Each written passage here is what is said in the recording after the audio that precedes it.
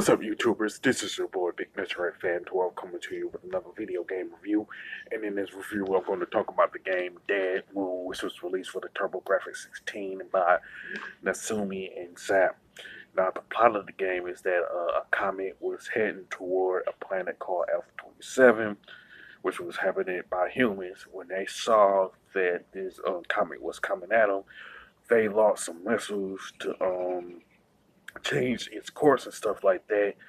They were successful in changing the course of this comet when it hit a moon. You know what I'm saying? And when this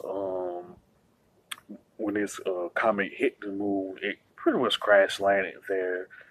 But what the inhabitants of Alpha 27 didn't know is that at the crash site of the moon, creatures had were coming out and they ended up starting to invade Alpha 21, and it was pretty much discovered that that comet was really an alien spaceship. You know what I'm saying? So they had hired an unnamed pilot to stop this alien invasion and stuff.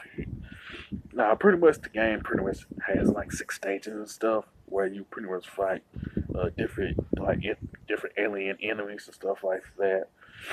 And it's kind of like these are pretty much cookie cutter like enemies within the shoot 'em up genre and stuff like that. If you play like R type and gradients and stuff like that, you have pretty much have an idea of what type of enemies you're gonna be facing and stuff like that. Now, you can get like four different power ups that are represented by color icons. There's red, blue, green, and yellow. Now, the red power ups are circular spread shots. The blue power ups are laser beams. The green are vertical wave beams, and the yellow power ups are like pretty much like regular beams and stuff like that.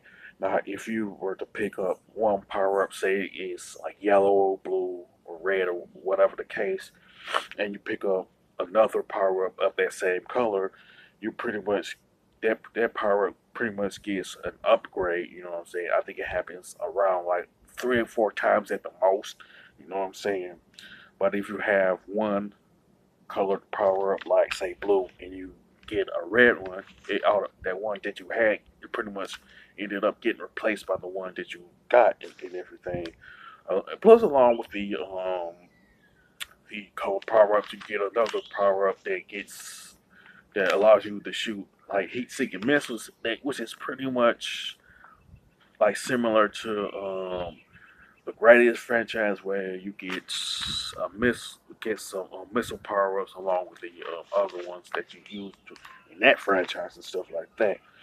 Now, pretty much you also like start off with three smart bombs, which pretty much destroys all of the enemies on the screen and stuff like that. So you might just use that sparingly and all that. You know what I'm saying?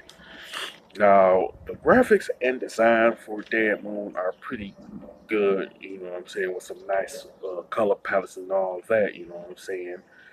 And the pretty much the controls and gameplay are decent. And the one thing I do like about it is that you just when you collect a specific color power up, whether it's blue, red, green, or yellow, and you get another or other power ups from that same color, the stuff your that power up pretty much get upgraded, make it pretty much easier for you. You know what I'm saying? And another thing that I forgot to mention is that once you beat the game, it will like start over again, but it gets really harder, pretty similar to um, Contra in that regard. But anyway, I like the gameplay of Dead Moon and stuff. Now, the soundtrack is good, but it didn't do anything that made it stand out because it's not necessarily impressive or like groundbreaking in my opinion. You know what I'm saying? It's not the best soundtrack for a shoot 'em up and whatever. Now, to me, the biggest flaw of Dead Moon is is the fact that it didn't necessarily separate itself from other shoot 'em up franchises like Gradius and R-Type in terms of like gameplay, design, or like or the soundtrack or anything like that. But I wish that they would have done something specifically that would have made it stand out a little bit more when you compare it to like other shoot 'em ups, like I said, like R-Type and Gradius and stuff like that.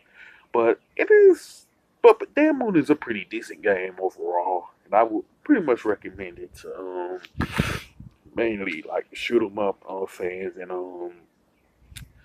retro gamers and stuff like that. But it does have somewhat of a limited appeal because it didn't separate itself from the other franchises, like I mentioned. As far as the score, definitely give it an 8 out of 10 and all that. You know what I'm saying? It's good, but not great. You know what I'm saying? Now, far if with that being said, sound off in the comment section about Dead Moon. Do you like it? Do you hate it? Do you think it's one of the better TurboGrafx 16 games? Do you think it's as good as the other shoot 'em up franchises like R-Type and Gradius and stuff like that? Stuff like that you can mention in the comment section. If you like this video, don't hesitate to click the thumbs up button. Don't forget to subscribe and hit that bell notification button. This is your boy Big Metroid Fan 12 signing off.